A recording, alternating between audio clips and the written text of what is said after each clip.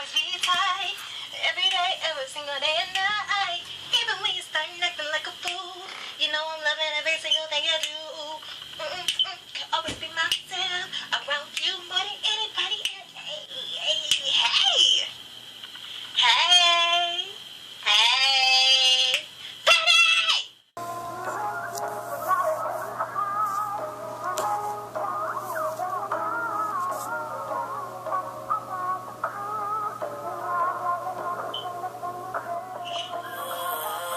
My name is Unapologetically Crazy, and I'm just your normal 90s baby to take you back, way back in time. And I'm back with another reaction / review / story time. Who knows what this is going to be?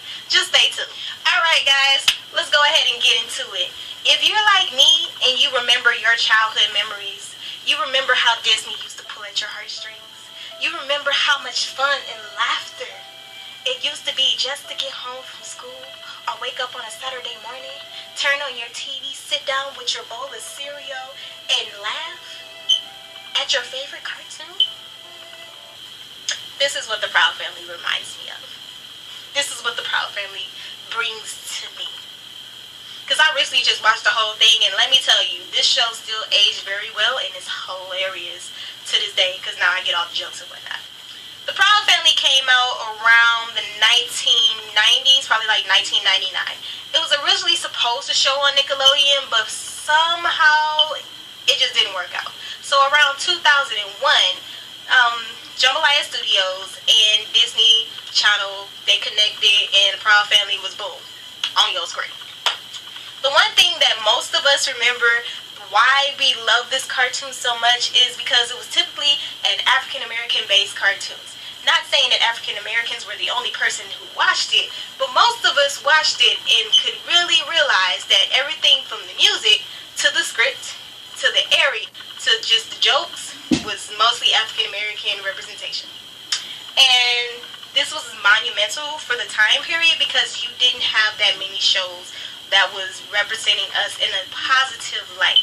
Even though there was other cultural diversity in the show. There was a Chinese family, or Asian family, there was Hispanic family, there was, Caucasian, and so on and so forth. But you didn't get the run-of-the-mill, typical African-American shenanigans that you get in most shows. Here you have a straight-A student, Penny Proud, living with her mother, who is a veterinarian professional, her father, who is an entrepreneur, even though I'm not quite sure if any of his products actually work, who also lived with their grandmother, who was in the parents' life, and you had 2 little sisters and a dog. A typical family, but not so typical. Oh, and you have the uncle that comes in all the time singing, old school music that sounds like a mix of Funkadelics and other 70s music groups. Yeah, Bobby was hilarious. But you have that character.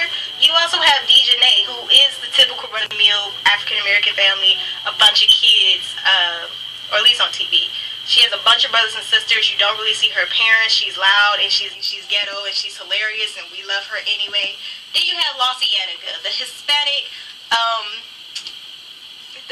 bully, pretty much. Like, even though she was still cool with them, most of the time she came off as a bully who interrogated and, went back and forth with Penny. And then you have Sticky. You don't really know too much about Sticky's family, honestly and truly. We just know that Sticky is a high-tech genius that somehow always finds the money to come up with these random high-tech gears. I think his father was actually like a spy or military or something like that. But for the most part, he was also like a DJ of the group too. Then you have typical Zoe. Zoe is a hipster. She loves nature. She loves poetry. She is skinny as what? And she is Caucasian. Now you have the whole Proud Family group. Not to mention there's other characters that come in and out of the show, like the Gross Sisters, who are the actual bullies. And I just need to ask this one question. How old were you when you figured out that the Gross Sisters were blue? Because they were just ashy. Like, they were so ashy that they were blue. Y'all wrong. Creators of Proud Family, y'all wrong. Anyway, this is a great voice acting crew. You have Air Spears and so many other ones. The most noticeable voice is Kyra Pratt, who's played other things such as Dr. Dolittle and Bring It on and so forth. And for the most part, all of these voice actors are spectacular. Everything about this show is just hit. They even won awards for at the NAACP and everything for the time period that it came out. But what we loved most about it is the interaction of the people. Everything in here was hilarious. From how Oscar yells at his daughter, from how Penny is always getting in trouble trying to do teenage stuff, from how, they always try to get out of trouble. The random cameos of other actors and celebrities that pop up in this show comes in good timing. The episode of Alicia Keys where they were doing the American Idol situation, which was actually a really good lesson because you had the girl who was talented but she wasn't as beautiful, and that speaks volumes because it's still happening here. But then you had La Cienega, who was also talented but not as talented, and somehow she won the contest. You have the episode where Mariah Carey comes in, and that's hilarious how all the guys are falling all over her, and she has her monkey, hip-hop version of Romeo and Juliet. The episode where they talked about Kwanzaa, that's another thing. They talked about so much in this. Everything from bullying to Kwanzaa to self-esteem to just random teenage stuff, like liking boys and your parents not wanting you to. Penny and her friends decided to join a group, a musical group, and they were supposedly half naked on the show, and their parents kind of explained to them you can do stuff, but you don't have to show your bodies all the time, you don't have to look like this and the third, you don't have to grow up so fast. And I thought that was a good episode at the time. I also find it really funny that Sugar Mama was sticking up for them, and she was just back in the day we had the bump, the romp, the hump, everything. So what they doing now ain't even that big of a deal. And I thought that was hilarious. Family, there is an episode where they talked about the Matrix, and I thought it was clever how at the time period, when people were burning CDs, and that's technically was stealing music, they had an episode of that and how it was wrong, and it's just hilarious. You had other side characters like Wizard Kelly, who was supposed to be this big basketball guy who owned half the city. Wizard Kelly Jr., who was another slightly love interest. You had Omarion playing 50 Cent. This show was so great that they had an original animated movie from Disney, which most of us remember because of the Dancing Peanuts. The music was on point.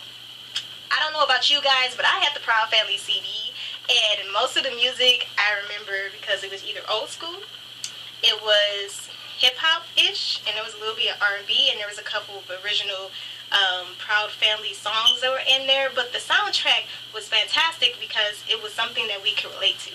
It was jazzy, it was hip-hop-ish, it was just good.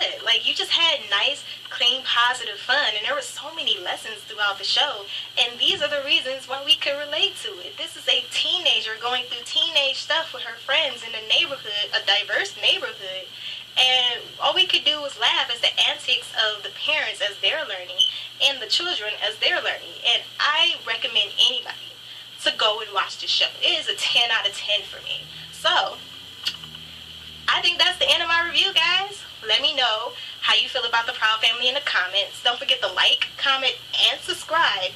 And if you're a Proud Family fan, go and show it to your nieces, nephews, cousins. Alright, Misfits, I'm gonna get on out of here.